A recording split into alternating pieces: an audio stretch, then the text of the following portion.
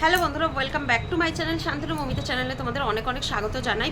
আজ এখন এত গরম পড়ে গেছে না, ফ্যান না চালিয়ে কিন্তু থাকা যাচ্ছে না, তো সেই কারণে ফ্যান চালিয়ে ভিডিও করতে হচ্ছে। জানি না নয়েজ আসছে কিনা, কিন্তু প্রচণ্ড প্রচণ্ড পরিমাণে গরম পড়ছে, সাথে কিন্তু মশার উৎপাতও রয়েছে, তো সেই কারণে আমি ফ্যান চালিয়ে ভিডিও করছি।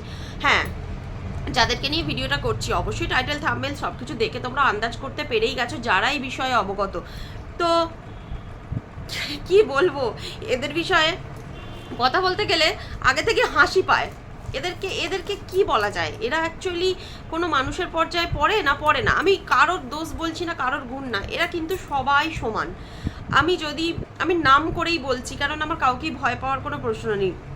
তবে হ্যাঁ, একজনের নাম করবো না, ওর নামটা নিতে আমার ঘৃণা করে। তো প্রীতম দিশানিকে পুরো বাদ দিয়ে দিচ্ছি এই চ্যাপ্টারটা থেকে, কেননা ওকে নিয়ে এখন এই মুহূর্তে কিছু বলার নেই। প্রীতমকে নিয়ে বলবো, রিমিকে নিয়ে বলবো, সাথে তো ওর মা মাসি এসব রয়েইছে। ওর মা মাসিদের নামটা নেব না, ওর মায়ের নামটাও নেব না, তো সেই কারণে বললাম এদের নামটা নেব না। এদের ঘটনাগুলো না, তোমরা কাকে বিশ্বাস করবে ভেবে কুল কিনারা খুঁজে পাবে না, যে এদের মধ্যে কাকে বিশ্বাস করা যায়। দেখবে যার কথা যখন শুনবে মনে হবে হ্যাঁ এ তো ঠিক বলছে। কিভাবে বিচার করব, কারণ এরা সবাই সমান, কারোর দোষ নেই, সে আমি দেখতে পেলাম না এখনো পর্যন্ত। এদেরকে নিয়ে জাস্ট ভিডিও করতে ইচ্ছাই করে না, কিন্তু গতকাল রাতে যা ঘটনা ঘটেছে আমি যখন দেখলাম তখন অনেক রাত হয়ে গেছে, খেয়ে দিয়ে শুয়ে পড়েছি।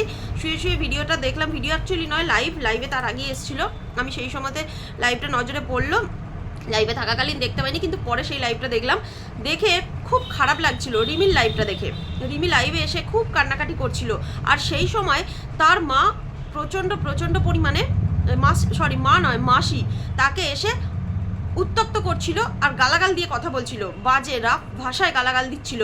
তোমরা চাইলে রিমির লাইভটা গিয়ে দেখে আসতে পারো, আমি ওর ভিডিও ক্লিপ ইউজ করব না, কিন্তু লাইভে ওকে যাচ্ছে তাই ভাষায় গালাগাল দিয়েছে, দিয়ে অপমান করেছে।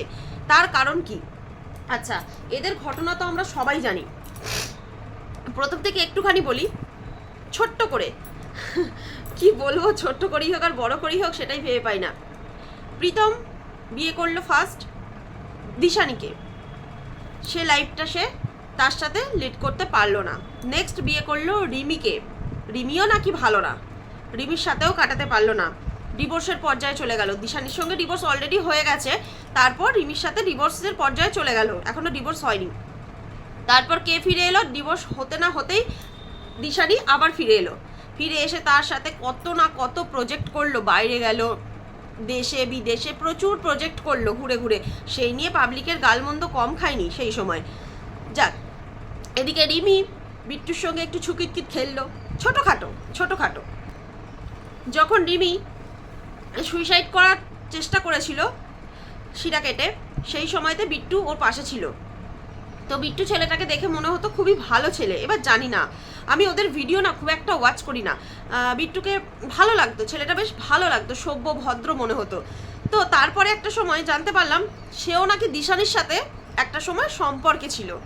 ওফ, মাথাটা নয় খারাপ হয়ে গেছে। এই চারজন একে অপরের সাথে সম্পর্ক, এর থেকে বেরোতে পারে না পৃথিবীতে, না আছে এক্সট্রা কোনো মেয়ে, না আছে এক্সট্রা কোনো ছেলে, শুধু এই চারটে রয়েছে। এ ওর বউকে নিয়ে টানাটানি করবে, ও তার বউকে নিয়ে টানাটানি করবে, এটাই হচ্ছে এদের মেন উদ্দেশ্য, মেন পয়েন্ট। এই পয়েন্টেই ওরা থাকে। যাকগে, দিশানি রিমিকে সুস্থ করার জন্য বিট্টু এসে রিমির পাশে দাঁড়ালো, আগে ছিল দিশানির সাথে, এই নিয়ে একটা তোলপাড়। এ বলে তুই আমার খাওয়া মাল খাস, ও বলে তোর আমার খাওয়া মাল তুই খাস। ওফ, দেখতে দেখতে জাস্ট মানে ফেড আপ হয়ে গেছি। যাক, সে তো গেল এক কথা। এখন বর্তমান পরিস্থিতি কি?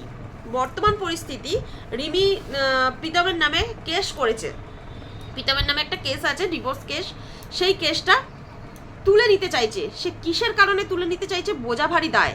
এখন প্রীতমের সঙ্গে দিশানির আবার ওই কাটাকাটির সম্পর্ক হয়ে গেছে, ছোট করেই বলছি, কাটাকাটির সম্পর্ক হয়ে গেছে। তাই রিমি এখন আবার চাইছে প্রীতমের কাছে ফেরত যেতে চাইছে। সেই কারণে সে চাইছে আমি কেসটা তুলে নেব, কিন্তু ওর মা মাসি বাবা তিনজনই চায় না যে কেসটা ও তুলে নিক, সেই কারণে বাড়িতে প্রচণ্ড অশান্তি।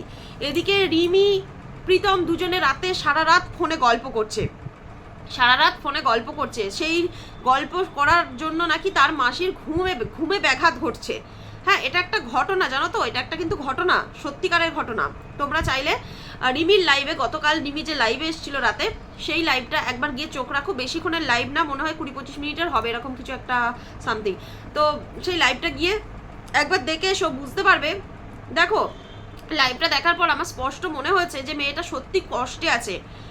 মা আর ওই সৎ বাবা দুজনের অত্যাচারে মেয়েটি পুরো একদম পাগল হয়ে যাচ্ছে, এটুকু আমার মনে হয়েছে। সে প্রীতমকে প্রচুর ভালোবাসে। আর বিট্টু যখন ওর পাশে এসে দাঁড়িয়েছিল, বিট্টু কিন্তু বারবার বলতো আমি ওর পাশে এসে দাঁড়িয়েছি বন্ধুর মতো, আমি কিন্তু ওর সাথে কোনো রকম সম্পর্কে জড়িয়ে পড়িনি। পুরো লাইভেও বলেছে, সে ভিডিওতেও বলেছে। তারপরেও কিন্তু প্রীতম ওকে নানানভাবে আজে বাজে কথা বলেছে, আজে বাজে অনেক কথা বলেছে। সে সমস্ত কিছু রিপ্লাইও সে দিয়েছে। এই নিয়ে একটা দ্বন্দ্ব চলেছে একটা সময়, কিছুদিন আগের কথা বলছি, দ্বন্দ্ব চলেছে। তারপর এই মুহূর্তে দাঁড়িয়ে, এই সিচুয়েশনে দাঁড়িয়ে এই রকম একটা ঘটনা ঘটছে। ওই মেয়েটা বলছে, রিমি বলছে, আমার মা মাসি বাবা আমার ওপরে যেভাবে অত্যাচার করছে আমি না ঝুলে যাব, আমি ঝুলে যাব। আচ্ছা, তোমাদের কাছে ভিউজটাই সব? সবাই তো ভিডিও করে, আমিও ভিডিও করি, আমার ভিউজ হোক বা না হোক আমার না খুব একটা কিছু আসে যায় না। কেন জানো? কপালে যেটা আছে সেটা হবে, আমি এটুকুই ভাবি। কিন্তু ভিউজের জন্য নোংরা খেলায় নামা, আমি জানি না এখনও ওদের নাটক চলছে না সিরিয়াসলি এগুলো বলছে, কিন্তু ভিউজের চক্করে এত নিচে নামা, এত নোংরামো ঘাটা হয় না। এই ফ্যামিলিগুলোতেই হয়।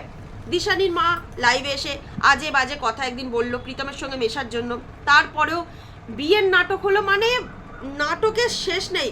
ওদিকে ম্যান্ডি স্যান্ডি, কি ম্যান্ডি স্যান্ডি ফেল করে যাবে এদের কাছে, এদের কাছে ম্যান্ডি স্যান্ডি ফেল করে যাবে। ম্যান্ডির দালাল না এদেরকে নিয়ে আর কথা বলতে চায় না, কেন জানো? ও নিজেই ফেল করে গেছে এদের কাছে, এদের কাছে একদম সবাই ফেল, তাই এদেরকে নিয়ে কোনো রকম কথা বলতেই চায় না। তো সেখান থেকে আমি একজনের ভিডিও দেখলাম, একজন কন্ট্রোভার্সি ক্রিয়েটারের ভিডিও দেখলাম, দেখে মনে হলো না এদেরকে নিয়ে কিছু বলা উচিত। তো সেই কারণে আমি বললাম, ঠিক আছে। ওই কন্ট্রোভার্সি ক্রিয়েটারের ভিডিও আমি কোনোদিন দেখি না, ভালো লাগে না, খুব একটা ভালো লাগে না। আসলে মেয়েটাকেই আমার ভালো লাগে না, ওর অ্যাটিটিউড, ওর কথাবার্তা, ওর নিজস্ব ফ্যামিলি ব্যাকগ্রাউন্ড দেখার পর আমার ওকে ভালো লাগে না। তো সেই কারণে আমি ওর ভিডিও দেখতাম না। কিন্তু কি বলতো, কন্ট্রোভার্সি ক্রিয়েটারদের, আমি যেমন কন্ট্রোভার্সি করি, প্রচুর কন্ট্রোভার্সি ক্রিয়েটারদের সাবস্ক্রাইব করা আছে, যাদের ভিডিও দেখার প্রয়োজন আছে সাবস্ক্রাইব করা আছে। কিছু এলে অন্তত নোটিফিকেশানটা, থাম্বেলটা দেখে তো বুঝতে পারি, টাইটেল থাম্বেলটা দেখে যে কি আছে ভিডিওর মধ্যে।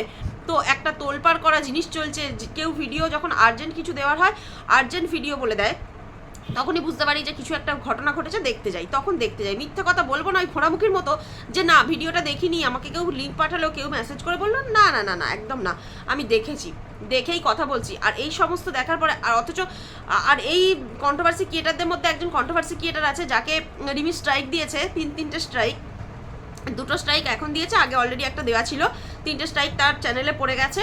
তো সেই মহিলাটি খুব পাচাটা ছিল ওই বাড়িতে গিয়ে, রিমির মা বাবা সবার পাচাটা মাল, ঠিক আছে, আমাদের রিমির পিমনি, ওর কথাই বলছি আর কি। তো ওই মালটাকে স্ট্রাইক দিয়েছে। ও হচ্ছে সব থেকে বড় একটা হনু, যাকে ভাবে, নিজেকে ভাবে হনু আমি একটা, রোজ রোজ চলে যাচ্ছে তার বাড়ি, গিয়ে গিয়ে পাচাচ্ছে, ভিউজের জন্য না তো কিসের জন্য? তোকে বং বলেছিল বলে তুই বললি না যে আমি ভিউজের জন্য করছি, তুমি ভিউজের জন্য করো না কেন? বং কি তোর বাড়িতে গিয়ে পড়ে থাকে? না, বংকে আমি সাপোর্ট করি না, কিন্তু ও কি তোর বাড়িতে গিয়ে পড়ে থাকে? থাকে না। আর হ্যাঁ, আমি ওই বংয়ের ভিডিও দেখেই বলছি কথাটা, ওর ভিডিও দেখেই জানতে পারি প্রথম যে কি চলছে ওদের মধ্যে।